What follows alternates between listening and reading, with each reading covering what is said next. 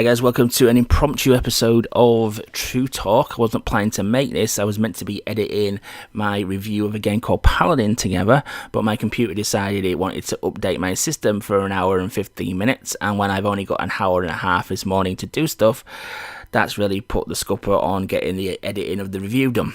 So this is a quick rough and ready news stroke channel information video, whatever you want to call it. So I've been noticing that when I do news videos, I'm very late getting to the news because the way my day pans out is my daughter goes to nursery in the mornings.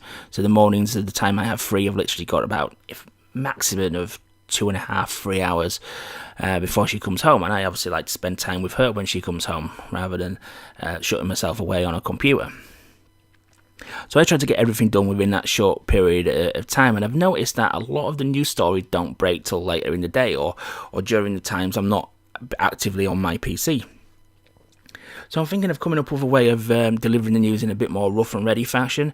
I'm looking at possibly mobile recording and uploading via the YouTube app, which isn't very good to be honest with you. But it won't allow me to put get gameplay footage in the background of news articles. But I don't think many people are bothered about that anyway, to be honest with you, because you're in there for the news, not to watch a silenced gameplay video at the end of the day. So I'm going to experiment with it. I'm trying to find a combination of apps that let me do it most easily and most quickly with that, but yeah, watch out for that anyway. That's probably going to start very soon. There's probably going to be a few more reviews this year, and then it's just going to be news and end-of-year top 10 lists as we're winding down now. I've got a game called Remembered to review. I've got the Paladin game to review. Well, that is reviewed. It just needs editing together there. And hopefully I'm going to have Hello Neighbor game to review as well. I was speaking to Tiny Build yesterday, and they have told me I'm going to get a code for it, so that's nice of them because I've spent way too much this time of year already. So if I can get a code off them, that'd be very much appreciated. But that looks a very interesting game as well. But anyway, onto some news articles. What did I come across this morning for you guys?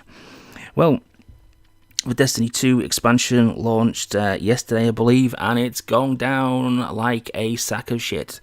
It's I don't play Destiny, but I keep abreast of news, and I do have a few people who I talk to who are avid Destiny players, or were avid Destiny players until Destiny 2 came out, because they absolutely hate Destiny 2 with a passion. From what I understand, the general consensus is once you get to level 20 on Destiny 2, there's not an awful lot left to do, and this expansion has not really helped the situation. Apparently it adds about 2, maybe 3 hours of gameplay, a very small new public area. The most of the 2 and 3 hours, I understand, are just populated by doing fetch quests, which don't even occur in the new zones or the new areas that the DLC's added to the game world. And basically, you complete this 2/3 hour mini campaign, or whatever you want to call it, DLC, and then you're back to where you was again with nothing to do until the next update comes out. It just seems that Bungie are just and Activision are just destroying this franchise, to be honest with you. I think all the goodwill and popularity they built up with Destiny 1, they've just trying to completely destroy with this one. And then to top it all off as well, there's a bugged weapon. And there's a weapon that's come out, which is a laser weapon, which I can't remember the name of it for the life of me now. I did have a web page open for it, but oh, there it is, yeah. So, what is it called now? The Prometheus lens. It's a laser beam weapon, and it's bugged at the moment. It literally kills people in half a second. It's like a focus beam weapon where you focus it on the character, and it literally wipes them out in half a second. I've watched a few videos of it, and I'd probably attach the video, but I'd probably get done for stealing somebody else's footage there.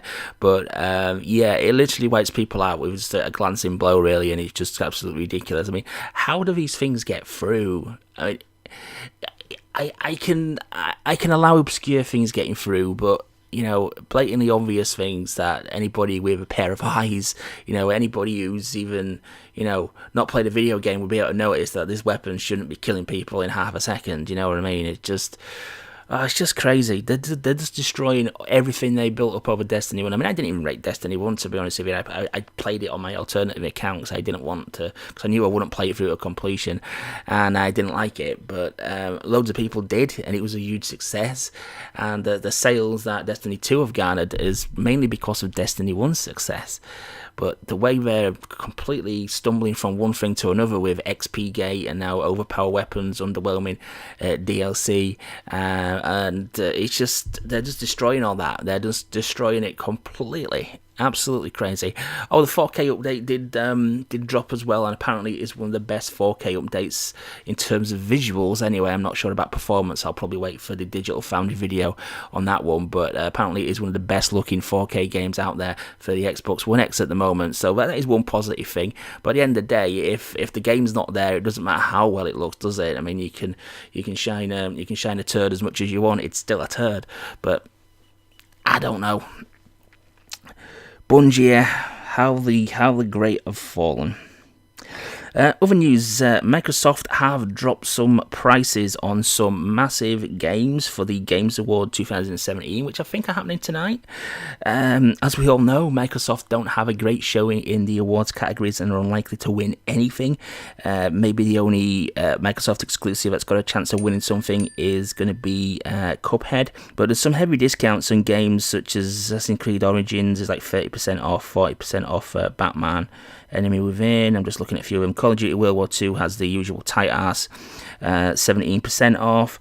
Cuphead has 15% off. Would have liked that to have been a little bit more. Destiny 2, which I've just mentioned, has a 35% discount. So yeah, there's some quite heavy discounts in there, and it doesn't seem to be live on the UK store as of yet, but watch out for that. That's probably coming very soon. But these are all American prices that I've got here. So hopefully it's not just US. I'd be very pissed off if it is. So yeah, finally, PlayerUnknown Battleground is due to be released on the Xbox One very, very soon, and they've already announced DLC for it. Cosmetic DLC. As well as that, you're able to purchase a $10 warrior pack, which includes a balaclava hat, camo t-shirt, and a pair of pants and some tennis shoes. Wow, amazing. Or you can, what's the other one? Or you can buy the accessory pack, which will offer a hat, some fingerless gloves, and then there's the tracksuit pack, which surprisingly includes a tracksuit. But from what I understand, it doesn't PUBG. You're meant to find the stuff that you wear and things. Or am I missing something? I don't play the game. Maybe it's the clothes that you spawn with. I don't know. But it's cosmetic rubbish. I mean, people will, feel free to spend your money on what you want. But I mean, personally, I don't get the old PUBG phenomenon, to be honest with you. I personally don't like versus multiplayer. I'd much prefer a cooperative multiplayer game, such as like Left 4 Dead, where you play as a team and you're striving together for towards a goal. But so it's definitely not a game for me. And I really hope it is a success for Microsoft, but I think they're going about it the wrong way. They've kind of come across as marketing it like this is the saviour of Xbox. It's a AAA title. I think people who aren't fully clued up on what actually PUBG is are going to be probably a little bit disappointed. Because you've got to remember here, it's a game that's developed by a small indie studio. It's absolutely blown up. It's blown up to proportions they would have only dreamed of in their wildest dreams. And good on them. Good on them indeed, because they've got the next breakout hit. It's the first massive breakout hit we've had, really, since the Minecraft phenomenon. And it's great that it's happening for them. There's no coincidence that Microsoft have to get a team involved themselves to help them with a console conversion, because they simply can't handle it themselves. Pretty much, I think Microsoft have actually done the conversion of the game, and Bluehole are just giving them guidance. But I'm just fearful that when people play it, they're not going to like it, or it's just going to be very underwhelming compared to its PC counterpart. I've also got a big fear as well that the game is going to have, at least at the very start, because most games tend to do this, it's going to have alarming server issues. And for a game that is online only and requires servers, I think that's going to be very detrimental to it as well. I really hope they have enough servers to cope with the demand, and I really hope that they've got the netcode correct and that it works and there's no disconnects. You can find matches and you stay connected, because there's nothing more frustration than a game that is online only when you can't play it. Do you know what I mean? And we've seen it all before. Ubisoft do it, EA do it. How many times do we have server issues? Even with GTA 5 at the start, server issues this, server issues that. We didn't appreciate the demand for the game. Come on, you know, you've got to appreciate demand for the game. You've got to make sure you've got more, because having less damages you. It just gives a bad impression of your game, and it's just going to offer frustration. But I hope I'm wrong, but I think launch day for PUBG is going to be a very, very rough day on Xbox. I think there's going to be a lot of people screaming. We're going to see a lot of videos saying server issues this, server issues that, and I sincerely hope I'm wrong. But I'm just fearful, because like I say, they are marketing it as this AAA saviour, and it is by far from a AAA game. It's a game that's got one mode. Even though you can play duos and singles, it's still technically one mode, one aim, one goal, one map, one objective, and that's it. But that's just my opinions on PUBG anyway. I hope it's a rip-roaring success, and I hope there's no server issues and everybody who buys it absolutely loves the games to pieces. But just based on the history of how games generally release, and the history of server problems that they generally have days and weeks after launch, you know, that can make or break it. That can kill it off before it even gets a chance to survive, really. So yeah, anyway, I'm going to wrap the video up there, guys. Like I said, this was an impromptu video that I wasn't expecting to make there. Hopefully I'll get the review for Paladin out later on today for you. Probably going to be the evening, if I'm honest with you, unless I miraculously find some time from somewhere. So thank my PC for that one. And yeah, please remember to like, comment and subscribe, and I'll catch you on the next one.